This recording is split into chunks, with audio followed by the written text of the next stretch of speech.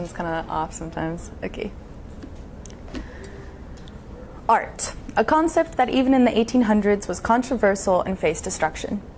Still today, artists in many forms are shamed for their career choices. Programs are being eliminated, and creativity is on a steady decline into total annihilation. Up until now, I could not define why I was in the independent study program. I thought it was a fluke and that I spent my time as it was. I've come to the realization that I am passionate about theater because I'm passionate about keeping art alive. Art keeps people sane, human. It is art which drives creativity, which drives individualism. A very wise and acclaimed performer, one I model myself after, once said, always be a first-rate version of yourself instead of a second-rate version of someone else. My name is Lauren Davidson. I'm a performer and overall theatrical artist. I chose this quote to motivate my year because I've always been fixated on myself. I'm a 5'5" girl. I sing, I can dance, I have brown eyes and semi-long hair. I act well, I sing as high as you ask me to, and I'm a hard worker and I take direction very well. I am every other woman in musical theater with an ounce of talent. This quote was spoken by a woman who changed the performing arts and made a pathway for musical theater for what it is today.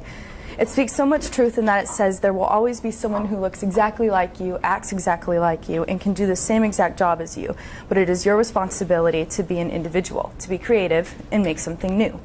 For lack of a better word, Judy Garland is encouraging people to be art, creative, unique, and purposeful. I am often asked what I want to do with my life. As I said before, the arts are very important. They're important to me in a very personal way and very important to the world in an incredibly vital way. My time in ISM has been fixated on writing, directing, stage managing, and performing. There's so many outlets in this industry, and I asked myself, why should I limit myself to just one when it all works together as a collective unit? In the beginning of the year, I was doing research assessments on the effects that the arts have on local communities, psychological impacts, as well as different directors that have changed theater and made it what it is today. I'm currently 18 years old, and not a single thing I have learned I've picked up in a classroom or a theater class. I've picked up skills and bits of wisdom from the people that I've worked with and books about methods and philosophies. In my research and activities, I have compiled my own methods and ideas. This is something that I'm very thankful for, is the fact that theater has the ability to piece together different influences and make a new creative artwork. Nothing in this industry is done with a specific set of rules, and it's process deduced by one's ability to challenge their own limitations. So some things I found in my research, the most interesting thing that I feel has stuck with me the most was an assessment I did on Peter Brook, who was a famous French actor that revolutionized theater by overwhelming the senses and making everything about emotion and not so much about the words being said or the actions going on. So what he did was he took a production of a rather difficult, heavy contented show and removed all type of lighting, just other aspects that we put into shows, and made it all about the emotions going on. So basically what he did was, by his experiment, he created empathetic actors, which creates empathetic audiences, which creates a whole new experience. So it basically was the transition from acting to reacting, and is why we have the revolutionary theater that we do today. When I set out to find a mentor, I hit a lot of roadblocks. My first interview I conducted was with Noah Putterman. Noah was my director this past summer when I did the apprentice program at Casa Manana, and it was so wonderful to meet up with him again after the fact. We were able to talk a lot about my future because I was in the heat of the beginning of college auditions, and so we spent a lot of time talking about just preparation for those and what it really means to be a professional in this industry. Our interview gave me a lot of insight on the profession, and I hadn't realized before that the grit I was going to need for the long road of this professional success. And I left the interview with a new idea of what a professional success in theater looks like, and I was very anxious, but also really, really excited to see where the wind of theater would take me. My second interview was with Brad Baker, who's a professor of theater and direction at Collin College. Brad has been a previous mentor in the ISM program, so this kind of helps conducting the interview, just because Both people are considered friends of mine, so it was a little difficult to have to be more professional with them. So that kind of helped out with Brad. He was able to just help guide the interview and where it was going. But what I valued most from our time together was the importance he placed on doing meaningful theater and purposeful work, and telling genuine stories, which is something that I really believe in. And I've often thought about one day being a theater teacher, so I felt it was a really good outlet to be able to talk to Brad.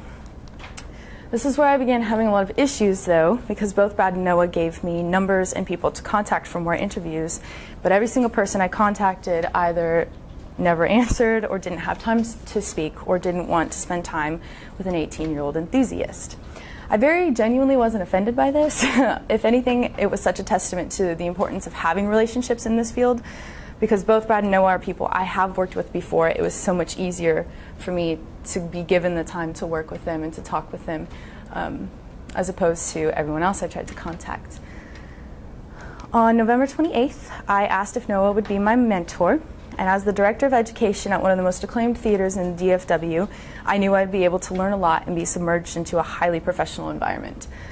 For 2 weeks, I've gone into Fort Worth every day to meet with Noah and observe professionals in the heat of their just creativity. It's been really interesting. The process has been really unique because I've been able to observe actors and actresses, directors, and stage managers. So I kind of got like a crash course in absolutely everything my time at CASA.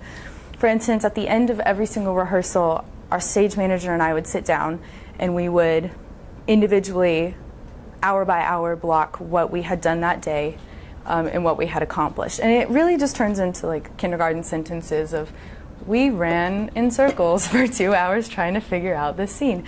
But it's really important because all of that information ends up going to the Actors Equity Association, and it's basically the complete foundation on how professional actors get paid.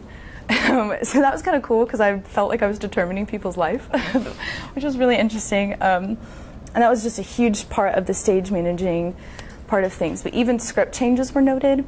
Very small details, and I found really fascinating. The stage manager notes what actors need mics on and when during the rehearsal process, which is not anything I've ever done before, because we've only ever just had mics on all the time in shows that I've been in. So it was kind of interesting to be able to know when people come in and when people walk out who needs to be heard. The little performer inside of me was dying a little this entire process because I haven't been in a show since last November. So being around the process got me itching to do another show and perform again. And that's how I know that performing is my true heart.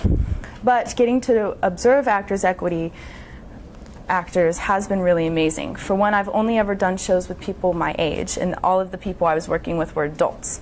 They're very serious about making theater a career, and we're already doing it. Getting to watch not only equity actors, but semi-young actors that are like 23, 24, makes me feel like my passions and goals are more easily attainable than I had originally thought.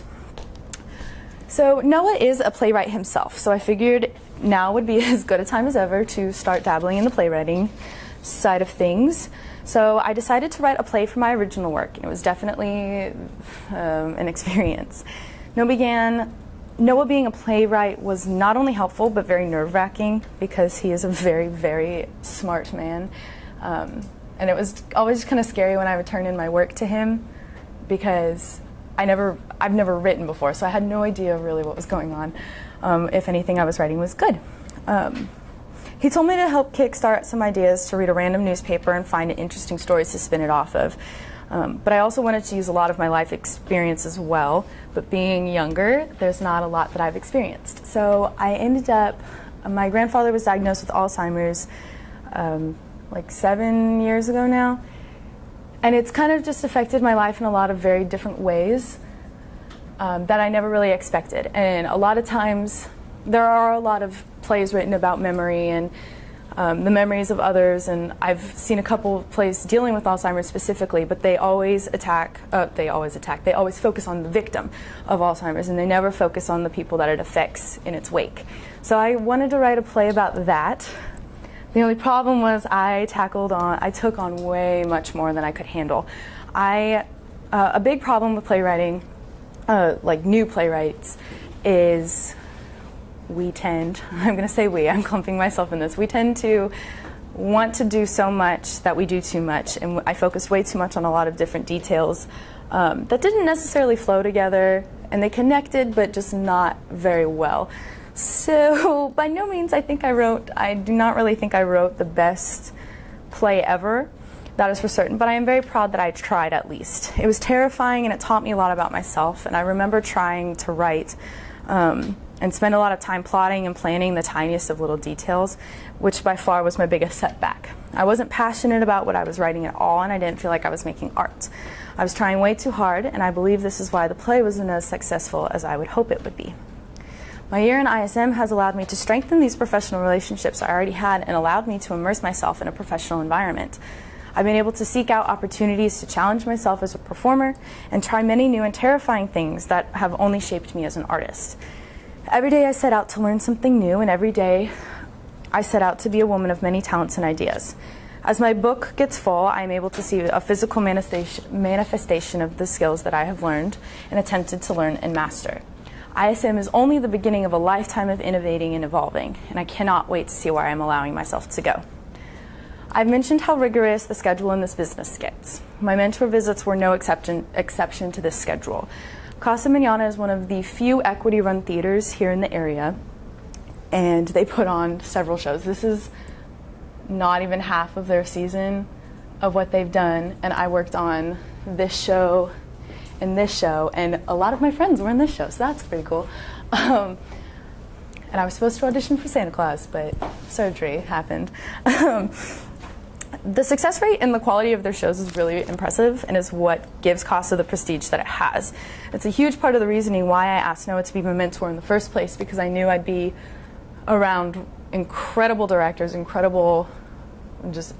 really anyone that walks into that theater is someone that you need to know and someone that you need to work with if you want to make this a profession. But there's little to no break in between shows that hit the famous Dome stage, in which many of them are directed by Noah. I think of he directed Frog and Toad, Rapunzel, Mermaid, Red Riding Hood. He's going to be directing Bloody Bloody this summer, and then he does all the Camp Casa stuff. And then it's really dark up here, but he was in Jesus Christ Superstar, is going to be in Rocket of Ages. So they cast within, which is frustrating. But it's really cool. So Noah's incredibly busy. And although Noah and I were unable to spend weekly a lot of time together, I was still given a wealth of information the few times that we have been able to see each other. The overarching theme of what I took away from our visits was being prepared. The one common element across every area of theater is preparation. And though my time observing and talking with Noah, it became obvious that actors and actresses are prepared without being told. Directors and stage managers prepare weeks in advance until the first rehearsal starts, as to remain ahead and get the show on its feet very quickly. In a professional setting, most shows have 2 weeks or less than 2 weeks to bring it up to performance level. Preparation is truly the key into making this art successful. Just a fun tidbit. So I'm in this show right now. We start rehearsals in July, and it is currently May, so we have about 2 months, and really 2.5 months, because we don't start until the end of July. And he has already blocked the show. Everyone's been cast, and everyone's hired, thank goodness. And so, I don't know, that's just more of a testament to how prepared that things have to go in order for him to be able to be in these shows and direct all these other shows and still be able to. His main priority is always apprentice program, but there's just a lot of preparation involved. So in my mentor visits, Noah and I spent a lot of time talking about what to do for a final product, and after a lot of debating and weighing out of a lot of options, we both agreed that tackling another play was going to be important. My final product in ISM is a play dealing with rather heavy emotions. So I'm a lot more excited about this play. I approached it a lot more different than the last one. So the first play that I did for my original work, I just kind of had an idea and I ran with it and just started writing immediately. Where with this one, I spent about 2 weeks figuring out what I wanted to write about, what was important to me as a person, because I actually went and met with Brad Baker, who is another guy I had interviewed, and we were just talking again more about meaningful and purposeful work. So emotions that every human has dealt with at some point in life is love, forgiveness, acceptance, loss of self or identity, and despair. A thing I really love, this is what I just love about this industry, is I'm a performer first, everything else second. And something that I do in all of my acting classes is I write down an emotion, and I write down every instance I can think of that I've had with that emotion. And you end up realizing that you experience a lot more than you think you have. Love does not always refer to a relationship with a man and a woman, or a boyfriend and a girlfriend. Love is overarching for everything. You can love a pet, you can love a dog, you can love a sister, you can love a mom, a dad. So I really wanted to focus on a different idea of love. So what my play deals with, there's a girl who, she's 23, and she finds out she's adopted when she's 21 years old and completely cuts off her adoptive family, mainly because she's just really angry. And she was always kind of a hothead. She's more of like a creative type. Definitely used some personal traits there. Some friends and myself are inspired characters for sure. But I really wanted to focus on her journey, figuring out why she was adopted, how she was adopted, how things were going on, and why it's important. And I think it's an important story because I wanted to use the whole adoption thing because it's always fascinated me. I don't know why, I just think it's important to care about others, I guess. And there had just been a lot of talk about it. I've been watching a TV show about adoption at the same time, so it just kind of like went with it. But I also think it's something that people empathize with and people can see. So a lot of the roadblocks in this play have been, I overthink a lot because a lot of times I stop letting the characters write for me and I start writing for the characters. And it's really important in playwriting to allow your characters to speak to you instead of the other way around. So that's what I did. So this play, I believe it to be of some importance because it deals with very, very real, raw emotions. We act and we write and we watch in order to feel things. And my goal was to make a story that people could empathize with, but also feel themselves. Everyone involved has a journey during the moment of the play, and that's why it's meant to be watched and performed and not just read. I'm not 100% done with it, but I'm actually really excited because I know that this is something I can continue to expound on. Even in college, in one of my classes, we get to start writing a play. I feel very privileged to have been given the time to write 2 plays under the mentorship of Noah. Noah. This low-quality picture has nothing on us. I cannot believe that you and I were having too much fun making fun of Krista's laugh in order to take a better picture in our short time together. Aside from that, I'm very upset that you couldn't be here today, but know that you are one of the most intelligent men that I have ever met. Your poise and attention to detail is a trait that I see most in you, and you have taught me how to value myself, my work, when others don't. You have taught me the importance of remaining professional, but still allowing myself to have fun, and you have taught me to step outside of the lines and create art. I couldn't be more appreciative of your mentorship. My time in ISM has taught me so many skills that I didn't even expect to pick up on this journey. In the fall, I will be attending Manhattan School of Music, and here I will put to use everything that ISM has given me and more. To the family and friends that have supported me along the way in my passion for 7 years, thank you for encouraging me to be an artist. It is very exciting to say that my 7-year-long journey is just beginning. This year was by far one of the most enriching years yet, and the road ahead is long, dark, and intimidating, but I will not let that stop me from creating purposeful art. Thank you.